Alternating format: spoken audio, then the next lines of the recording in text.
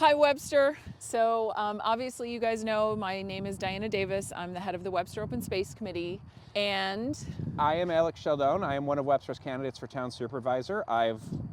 Might have been in your neighborhood. I've knocked on about 2,000 of your doors already this year, but I'm here because this is one of the greatest passions of mine, is preserving our green space. yeah, and so really what this interview is all about is I wanted to just get your sort of thoughts on this development. How does it dovetail into the motivations that you had for running for supervisor? And really, what are your thoughts on some particular ideas in terms of making sure that this kind of clear-cut development in terms of our future and in terms of our future land use in Webster doesn't keep happening. But before we get into solutions, what do you see as being problematic about this particular 20-acre clear cut? This particular clear cut is rough to me. I look at it, there's multiple issues I see. I see an entire ecosystem that was destroyed. I see traffic congestion that's going to be coming up on already one of our absolute busiest roads at Hard and 104. I'm wondering, how are people going to get in and out? We have a doctor's office is right here. This does not seem thoughtful at all to me, and I've been here a long time. I see a lot of spaces in Webster that this could have had much less of an impact. Right. And why weren't we exploring those? Why does it have to be right here?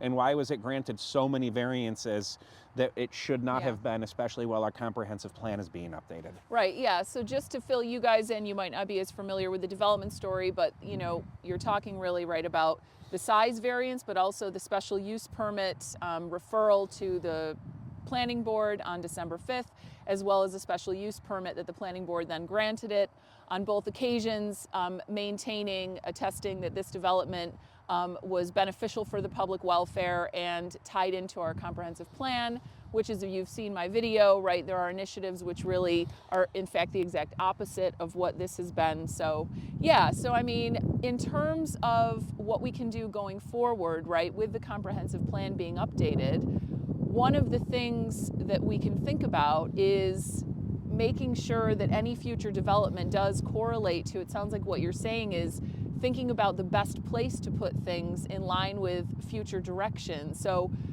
thoughts on how we can make sure that development like this doesn't keep happening while we're updating our comprehensive plan? Number one, we need a moratorium on non-essential building. It is absolutely crucial. Other towns do it. Other towns have done it. Like there's already a precedent.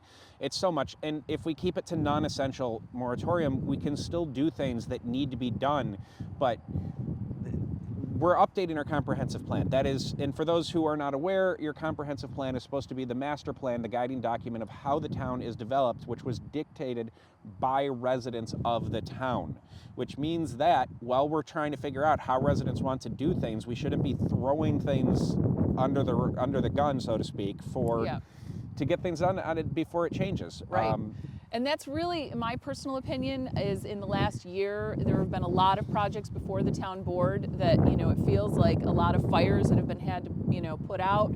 I know that you were involved at the time when we were trying to stop that senior living community apartment complex in the Whole Road Lumberyard, right? And that was a problem then, and, this is another kind of development that I see as also being problematic for similar reasons in terms of, do we really need a 300,000 square foot industrial warehouse in the core of Webster where it's right around two high schools? But anyway, I'm talking too much. So what are your other thoughts? I mean, what's another thing that we could have done instead of developing this? There's a lot of stuff that we could have done instead of developing this. One of them would be a referendum. What we can do is we can put stuff to a vote for the people. Yep. And we need to do it thoughtfully. We can't just say, hey, town, you want to buy this land and preserve it. There are tax implications for that. Yep. And these people who own this land deserve their value for it. So we do need to pay market value as a town. Yep. What we need to do is we need to lay it out on the line, and we need to say, okay, cool. We know you're not happy with the development. We know you want more parks. We know you would love more green space.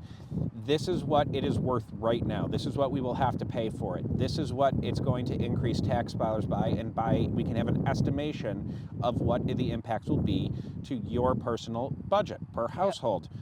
And then we give them all that information and we say, come out and vote, and you tell us what you want. It's the will of the people. Absolutely. And I think one of the things that, on a personal level, I really appreciate about you, knowing you as I have as a member of my green space group, is your motivation is purely of service, and you really do want to see different leadership in Webster that listens to the people and is there to kind of act as a sort of vehicle to make sure that what the people want actually gets put into policy. So I wonder if you maybe want to speak a little bit more about that in terms of your motivations. I strongly believe in public service. Yeah. This is a local government. We are deciding on issues that best serve the residents of this town. The government does not get smaller than this, which means we need to be as close to the public as humanly possible.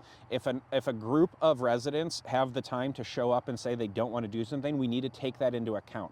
If we were to put this up for a referendum and the town said absolutely not, we don't want to pay for this, Yep. as much as that would pain me, that is what the people wanted. That's what we have to do. Right.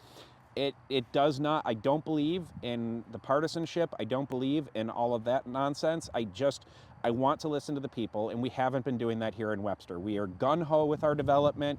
We are consistently making changes. We are losing services. There is not value added to our tax dollars here. We pay a high amount in taxes. We need to have something to show for it. Yeah. And this is not something to show for it. Residents. Right. They said, we wanted a referendum, and we were told Webster has enough green space. Yeah. Well, the people didn't get a say. That's the whole point of this. The whole point of being in local government is to be a public servant. You're not serving the public if you're consistently blowing them off and not listening to them. Exactly. Yeah. We need change. We need people in government that want to listen, that want to help those, and who are in this for the long haul. I have a 3-year-old son that's going to grow up here. This is not just play money to me. This is not something that I'm looking to do just because I need to. It's because I want him to have the best future he can possibly have. And that involves not doing this everywhere humanly possible in Webster. Yeah. All right. I don't think I can add much to that. Obviously, there is another candidate that's running for your position. I would welcome the opportunity to speak to him as well. But given that you are a part of my group and a part of the Green Space group, I obviously have pretty close contact with you, and I know your feelings on this, and I just wanted to make sure that Webster residents knew them too. There you go, Webster. Do your research on your candidates, and don't forget to vote on November 4th. Early voting already begun. Please check out Monroe County Board of Elections. They have all of the information for you on where you can find your early voting polling locations.